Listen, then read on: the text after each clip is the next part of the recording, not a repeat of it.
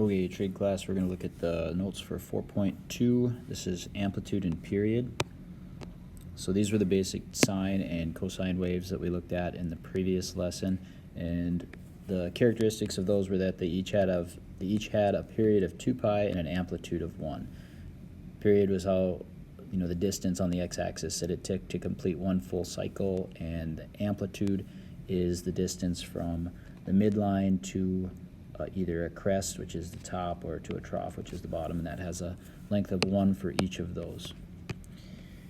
Okay, so what we're going to do differently in this section is there's going to be either a change in amplitude or period, or possibly both of them.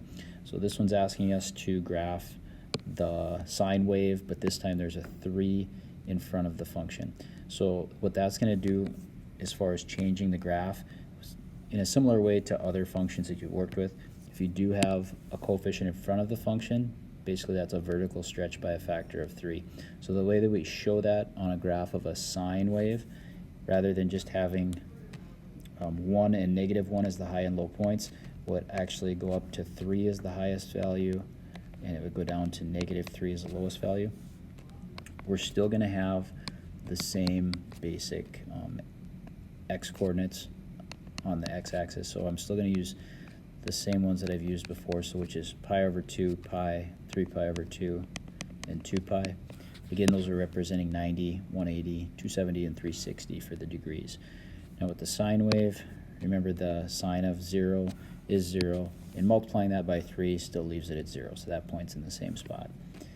But now where we have sine of 90, which is 1, and we multiply that by 3, that now moves up to 3.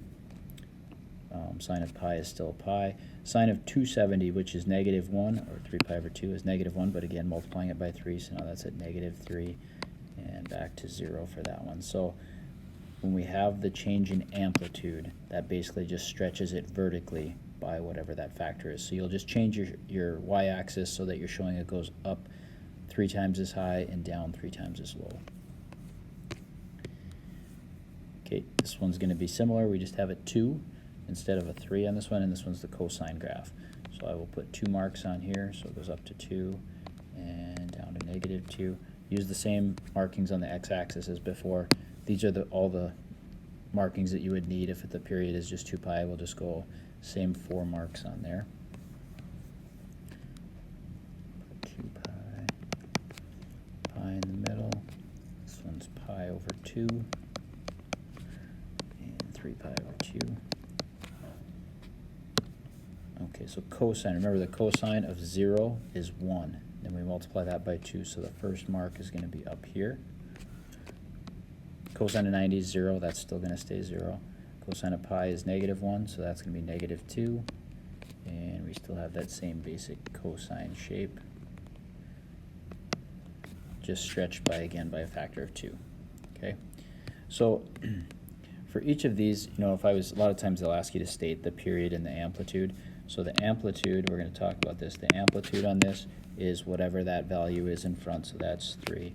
The period on each of the standard graphs that don't have a change, horizontal change as far as stretching or shrinking, is going to stay 2 pi. Okay, and for this one, the amplitude would be 2. The period for this one is just 2 pi again. All right, this next one, again, so now they're kind of pointing out amplitude is going to be, I got switched around, that should be dE instead of dB. Amplitude is going to be the absolute value of whatever A is, and I'll talk about absolute value in a second, but basically the amplitude is 1/2 in this case. If it had a negative in front of it, we'd have like a reflection over the x-axis, but the amplitude would still be given as a positive number. Okay, so again, I'm going to use those same markings that I had on the x-axis as before. I'm going to end at 2 pi.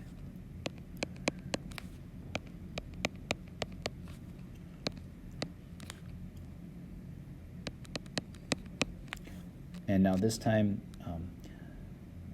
if I put 1 as this spot, I'm going to mark this one as 1/2. Let's put 2 marks there to show. So if this is -1, I'd have -1/2. So now it's going to be like vertically like shrunk, so it'll be only half as high and half as low. So we start here. The highest value is going to be 1/2. Lowest value is -1/2. So we have kind of a flattened sine graph a little bit. So that's what's going to happen with this coefficient. It's going to change the amplitude. So it's either going to stretch it or shrink it vertically. This would be a vertical shrink. These other two would be a vertical stretch. This one by a factor of 2, this one by a factor of 3. Okay. All right, now the next thing that we're going to look at as far as changes to our parent graphs, so those were changes in amplitude. When we have a number here in front of the x, that changes, it's going to be a horizontal stretch or shrink, and that changes the period of the graph. And so there's a little formula here because the standard period of sine and cosine is just 2 pi. If you remember from some of your algebra, when you have a number in front of the x in your function, that changes it. It's a horizontal stretch or shrink, and it's kind of like an inverse operation of this. So if I have a number like 2, it actually is going to be a horizontal shrink by a factor of 2. And so that's why we're dividing by this 2. And so here, this little formula is kind of handy for helping us figure that out. So my period in this case is, it says 2 pi over b, or the absolute value of b. This isn't a negative number very often. But so I go 2 pi divided by 2, and that tells me that the period is now pi. So when I sketch this, I know that between 0 and pi, I've been seeing what this sine wave looks like. It goes up, down, and then it finishes back at the midline again. And so we'll complete that full wave between 0 and pi, which means we're going to complete 2 full waves between 0 and 2 pi. So I'm going to put 2 pi out here. And in the middle of each of these, so this is, again, this was 3 pi over 2. This is pi over 2. But I'm going to put a few extra marks in here, right? So because I'm squishing it together, you know, kind of shrinking it horizontally, squeezing it together, I need those extra critical points on there. So if I go in between here, this would be like pi over 4. You don't necessarily have to label every single mark, but you do need to label at least, I'd say, every other one. I'll label all of them for this one. This would be 3 pi over 4, and then that's pi. And so in between here, that's 4 pi over 4. This would be 5 pi over 4. 6 pi over 4 is 3 pi over 2. And then this would be like 7 pi over 4. Okay, the reason I'm kind of putting extra marks in there is, again, because if the period is now pi, and I'm going to make a complete wave between 0 and pi, now these points kind of become more important, because now my high point is going to be at pi over 4. Because if you think about it, if I plug pi over 4 into this equation, 2 times pi over 4 is pi over 2, or 90 degrees. And the sine of 90, or sine of pi over 2, is 1. So that point is an important one. And then, you know, so I still am going to have this same shape, and I can just kind of follow that same pattern I did before. But what's going to happen now is I'm going to complete 2 of these waves between 0 and 2 pi. So there's going to be my high point. This one's my low point, or my midline point, low, and this will be the last one right here. Okay, so then my wave is going to look like that between 0 and 2 pi. So you can see the effect when you have a number in front of x. Basically what that does is it takes your period and it divides it by whatever that number is. So I'm going to complete a full wave in a smaller or a shorter distance on the x-axis. So I can do 2 waves between 0 and 2 pi.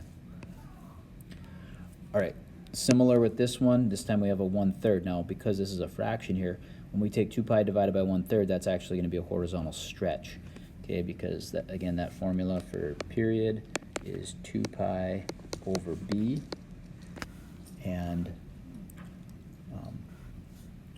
I'm going to plug that in here, so that's going to be 2 pi divided by 1/3. Now when I divide by a fraction, multiplying by the reciprocal, that will give me 6 pi. So that's going to be my period now, is 6 pi. So to complete 1 full cycle, and that's what this is asking us to do, 1 full cycle, I'm going to end at 6 pi.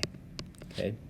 Now, if you'll notice, like, if we're looking at 1 full cycle of some of these other curves, we really only need to have 4 tick marks, because those are the important points, where it hits 0, where it hits its high point, where it hits 0, and where it hits its low point, and then where it finishes again. Okay, so I guess starting at the origin, I guess that'd be 5, but as far as the markings on the x-axis, we really need to divide it up into 4 marks if we're just going to do 1 cycle. So once you get your end point here, just find the middle. That's where 3 pi is going to be. Find the middle again. That's 3 pi over 2. And then if I find the middle right there, so in between 3 pi and 6 pi, you know, that would be, if you're counting by, you know, 3 halves, like 1.5, 3, and then we'd have like 4.5. Now that would be 9 pi over 2 if you think of it like that, because it's like 1.5 pi, because if you take, you know, 6 pi divided by 4, you get 1.5, so it's 3 halves pi, 3, and then this would be like 4.5, which is 9 halves pi, and then this would be 6, okay?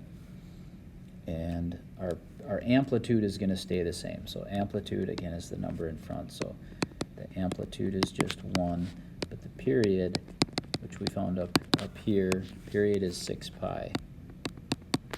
Okay, so now this is the cosine graph, right? So 1, -1. So on the cosine graph, it starts up high, it hits its midline, it goes low, hits the midline again, and then finishes. And this would be, you know, our one cycle of cosine. So when you see this shape, you should be thinking, oh, that's the cosine graph. You know, one cycle of the cosine graph looks like that. But now we've adjusted our markings on the x-axis to reflect that it's a horizontally stretched, and its period is 6 pi. The shape still looks the same, but just the way we adjusted our markings on the x-axis, you know, shows it shows what we're seeing in the equation. Cosine of 1/3 x. Okay. All right, now this one, we see that there's both a change in the amplitude and also of the period is different because it has this 1/2 in here. Okay, the negative that's in front of this, that also kind of changes the graph. That's reflecting over the x-axis. Right now, so when I give the amplitude, I just state that it's the absolute value of whatever this a is. Okay, so absolute value of that is going to be just, you know, +3/2. And now when I get the period, I have to take, to get the period, I have to take 2 pi over b, 2 pi divided by b, and when I do that, that's 2 pi divided by half. 2 pi divided by half is just 4 pi. So 4 pi is the end mark I'm going to put on my x-axis. Okay, and so again, I'm just going to do my 4 critical marks that I need on there. Halfway in between is 2 pi. This would be pi and 3 pi. That's pretty easy. You don't have to think too much about that one. All right, now because the amplitude is 3 halves, that's like 1 1/2, right? It is going to get reflected, but you know, you can either just mark 3 halves on there, or if you want to put like 1 and 2, and show in between there's 3 halves or 1.5, I guess that's fine too. This is -1 and -2, and if in between there is our -3 halves. That wasn't. To be honest, if you want to just mark 3 halves on the axis so that I know that's what you're showing, that's fine too. All right, so now we've got everything set up. We just need to put on those, you know, we know again, sine always starts at the origin. But rather than going up to its highest point, because it's reflected, the first direction we're going to go is down. That's going to get reflected. So I'm going down to its lowest point of -3 halves, coming back to the midline. Now it's going to hit its highest point of +3 halves, finishing back at the midline. So the shape is going to look like this. Okay? All right, next one. Oh, it looks like I left this one worked out for just maybe for time's sake. But in this one, it looks like we've got, there's a -1 at the end of this graph, which means there's going to be a vertical shift in this one. So I didn't state that here. The period is going to be, okay, it's still 2 pi divided by this b value. 2 pi divided by 1/4 is 8 pi. Okay, amplitude obviously is 2. All right, now there's a -1 on this, okay? So at the end, so when you're subtracting at the end, that's a vertical shift. So our vertical shift, I'll put VS for vertical shift, that's going to be down 1 unit. Okay, so what I would do to start on this graph, okay, because I know the whole thing is going to shift down, I call this my new midline, and I just make like a horizontal dashed line. Since it's down 1, I'm going to put it through -1 right there, okay? Now from here, I want to think about, because my amplitude's 2, what's the highest and lowest, you know, values that I need on my y-axis to show an amplitude of 2. So if my midline is at -1, to go up 2 units, 1, 2, that's going to put me at +1. Okay, and then to get down to my lowest from the midline, 1, 2, that brings me down to -3. So I want to show those numbers on my y-axis. I want to show +1, -3, and going up 2 and down 2 from my midline. Now, as far as marking off the x-axis, again, if the period is 8 pi, I'm going to put that at the end, and then I got to do 4 equal marks. So I'm going to put 4 in the middle, and then that puts 2 pi is this mark, 6 pi here, right? And sine it's that same same wave, same shape. It's not reflected or anything, just has an amplitude too.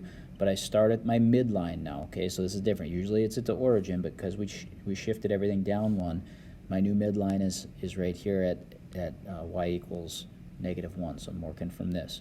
So I start with a dot here, then I go up to my highest value, which is an amplitude of 2, so that goes up above 2 pi, it goes up to a y-coordinate of 1, back to the midline at the halfway mark, so at 4 pi I'm back to my midline at -1, okay? And then I go to my lowest point, which is down to -3, and back to the midline, and then I would just sketch that wave. Okay, so that has 3 transformations to it. It's got a vertical stretch, it's got a horizontal stretch technically, and that's what we're showing by changing the markings on the x-axis, and then we have a vertical shift down 1. Okay. Okay, now the tangent wave, or the tangent graph, which I didn't get a chance to show this one, but hopefully you guys are looking at this in the notes. Tangent has a parent graph that I want to go back and maybe just show that real quick. So on our tangent parent graph, I'm going to sketch that in here for you. So to get, this one looks a little different than the sine. This isn't like a wave like sine and cosine. It has they look like little branches. And so what we've got on that one with tangent, because the tangent function actually repeats itself, its period is pi rather than 2 pi, and it's undefined at 90 degrees, which is pi over 2, and then also it would be undefined at -90 degrees, and then every pi radians or 180 degrees, it kind of repeats that undefined value. So when we show that a graph is undefined, we put vertical asymptotes there. Okay, so that's what we have at pi over 2, at 90, and at -90. Now, I know that the tangent of 0, which is here, is 0. The one other critical point that you have to put on here is halfway in between your vertical asymptotes, so right here. I'm at pi over 4. If I take the tangent of pi over 4, or the tangent of -pi over 4, I know that those values are equal to 1, okay? And then the tangent of -pi over 4 is actually -1. That kind of shows me, they call it a vertical stretch in the tangent graph, and so I do put those on there just to help me get a little more of a shape to this graph. So at pi over 4, I get a tangent value of 1. At -pi over 4, I get a tangent value of -1. And then from there, whenever you have asymptotes in a graph, we have the curve recedes toward the asymptotes as it goes, and it never crosses those vertical asymptotes, but it just kind of follows them. And so that's what the shape of the parent graph of tangent. This is just, what I graphed here is y equals tangent of x with no changes to it at all, which was in the last section. Okay, but now what we're doing in this one, we're doing a couple different changes to it. What we see is this reflection.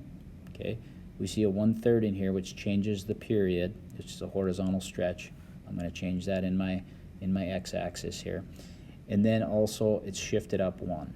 Okay, so the first thing I guess I usually like to do is if there's a vertical shift, I put I put that into my graph by putting a horizontal line through wherever that vertical shift goes to. So at +1, I would just put this vertical dashed line there. And that kind of gives me my new starting point, my new origin. So instead of 0, 0 for my starting point, I'm going 0, 1, and that's where my first dot goes.